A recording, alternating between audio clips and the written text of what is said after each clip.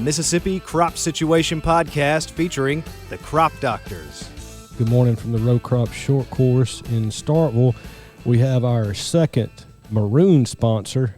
I said second. Now I don't know which order we're going to put these out in, but we have two Maroon sponsors. That's right. And Corteva is one of those. We have Sean Butler here with us this morning from Corteva. And I guess more specifically, Sean, you work for Phytogen. Yes, sir. So I represent the Phytogen Cottonseed brand, Cotton Development Specialty, my title. But.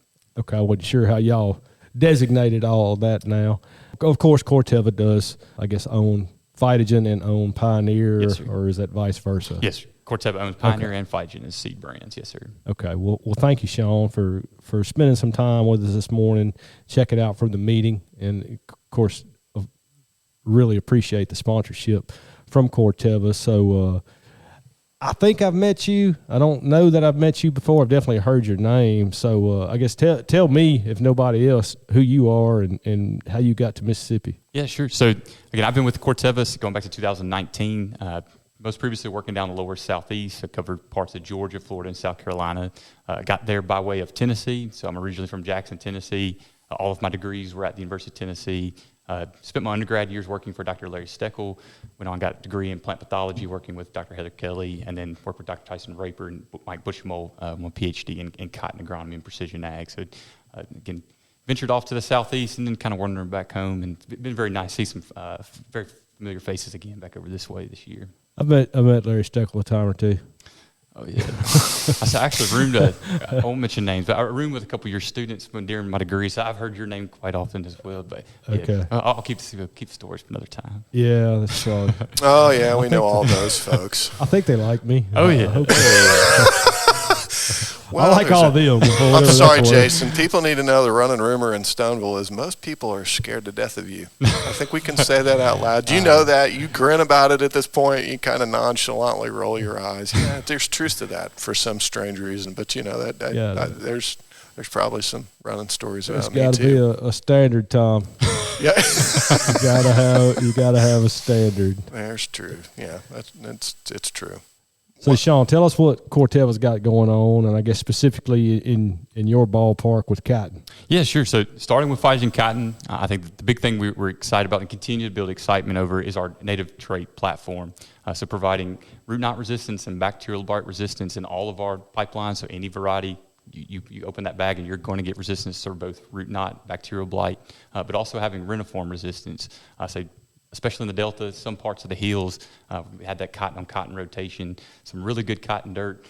Started to maybe see some weakness or drop-off in yield potential, and that reniform resistance has really untapped another level of yield potential. And it's really just bringing out really strong genetics, good germplasm, but now having traits that protect it through that stress and those different environmental changes that we have through the years. So, again, having that native breeding trait platform with the resistance that we're putting in, a lot of value that we're stacking into that bag of cottonseed. You know, it's a subject near and dear to Tom's heart. Yeah, I mean, and every time somebody talks about it, I realize we probably don't devote the time we should to some of those particular topics. You know, I mean, bacterial blight's can be one of the most devastating yield reducers. So that's definitely one that I tell folks, make sure you're choosing something that has bacterial blight resistance. And then with that, having any nematode resistance is important, because in most of our cotton acres, if you've been growing continuous cotton for any period of time, you more than likely have a nematode issue. And depending upon your soil series or soil class on that farm, it's either a root knot or a reniform issue.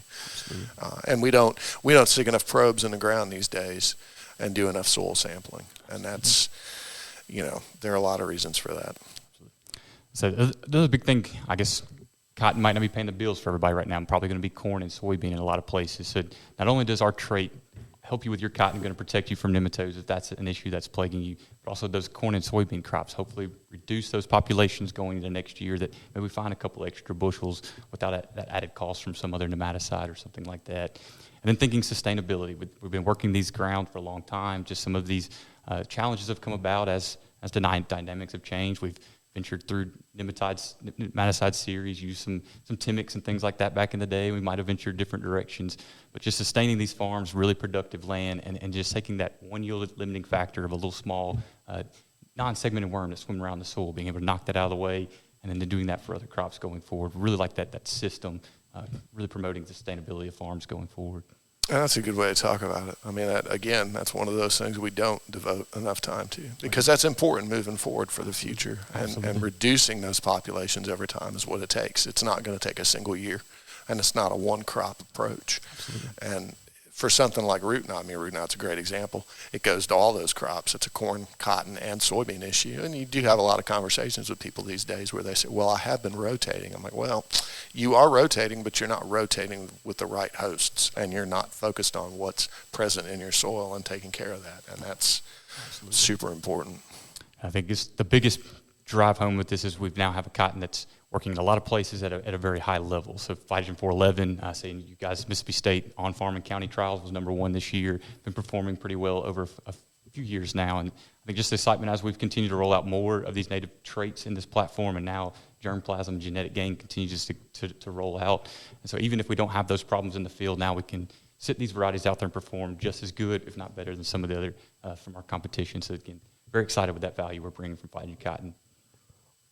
What about corn and soybeans? You mentioned rotation, so what's new and exciting on offerings from Pioneer on those? Kind of switching, and we'll talk about corn first real quickly. So I think right now with Pioneer, some things that we've identified, some challenges, some gaps in the portfolio, especially in the southern half of the U.S. So really a stronger focus over the last 2 or 3 years to bring that focus back to the south and find varieties or hybrids that fit this part of the world, where we can go from really productive to really poorly productive soils within a matter of 50 feet sometimes, a little bit different than maybe the Midwest. So really focusing in back in on southern breeding and trying to strengthen that pipeline again.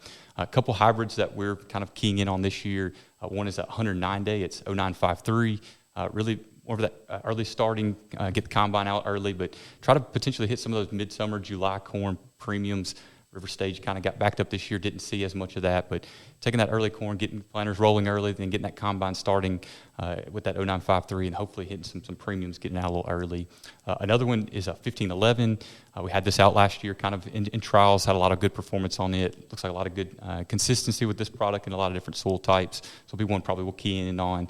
But obviously we've got a lot more coming as this pipeline continues to strengthen itself.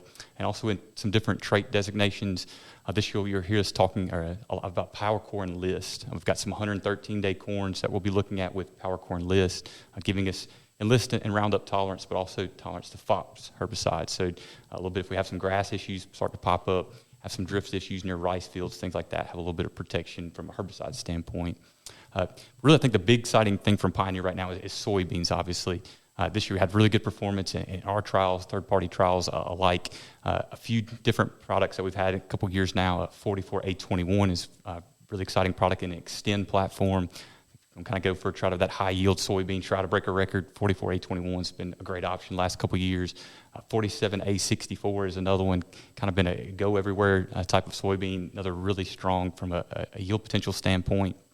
And both those are Extend Flex options.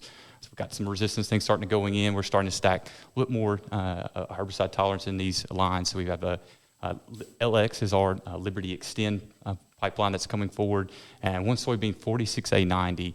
So a lot of talk kind of the other side of the river kind of as we started getting into the combine started rolling. But as we continue to grow across the Mid-South, a lot of strong performance out of 46A90. Handles a lot of soil types and very consistent. So might can beat it with something else in a specific area, but a lot of consistency with 46A90 would be a good one to try if you want to try that kind of Extend and Liberty platform.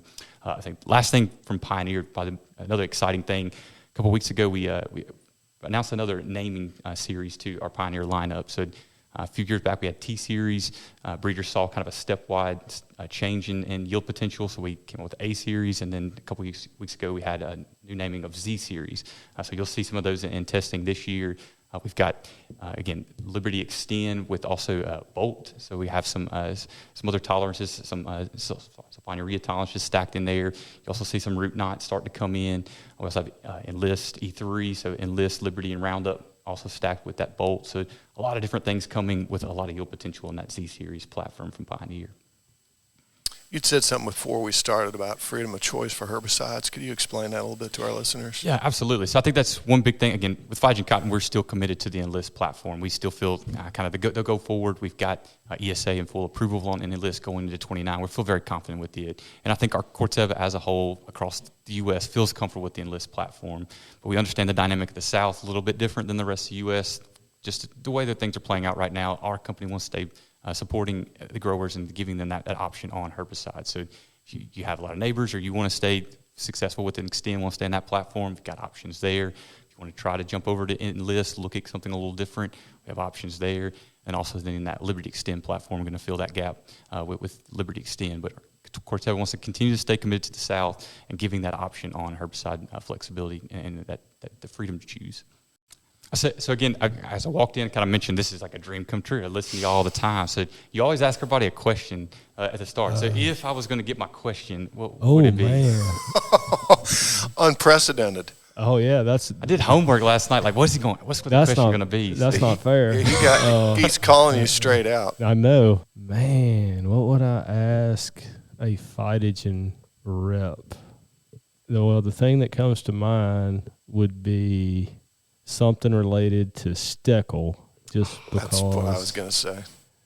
Larry's a pretty fascinating individual, and Larry also has some, he'll throw out some little sayings and stuff. So what's the kind of all shucks thing that you think of when you think of Steckel? How about that?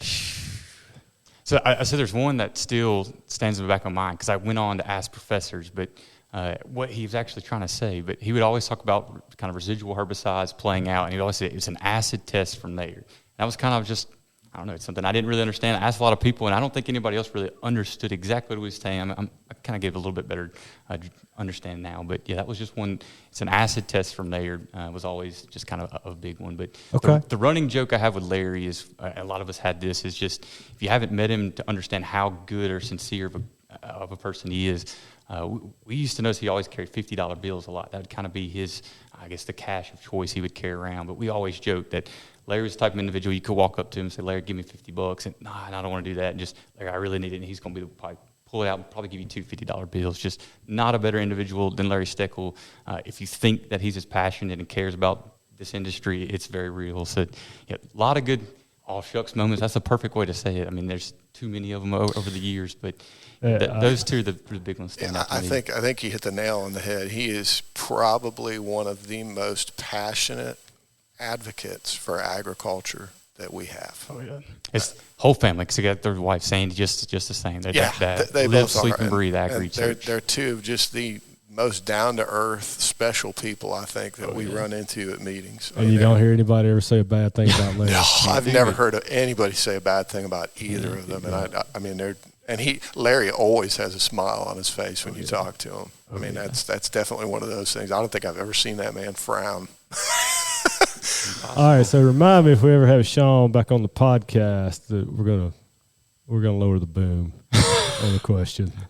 It's not fair. It's not fair to attack. If I write a note down, odds are I know these will end up in about 6 months. So, but I'll try to stick that in the back of my mind. Yeah.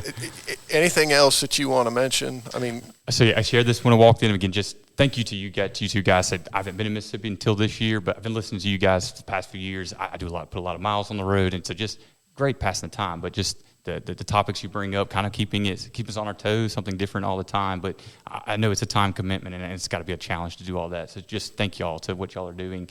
Exceptional job with the podcast, probably one of the best in the ag industry. So just, again, appreciate what y'all do, and long-time listener and now first-time caller. So check that off the box. Well, man, that's awesome. We certainly appreciate that. We appreciate it, and it's good to have you back in Mississippi, at least in the region. We appreciate that, absolutely. too. And we appreciate Corteva's support and the relationship we have with you all throughout the year. Yes, sir. Thanks, Sean. Thank y'all.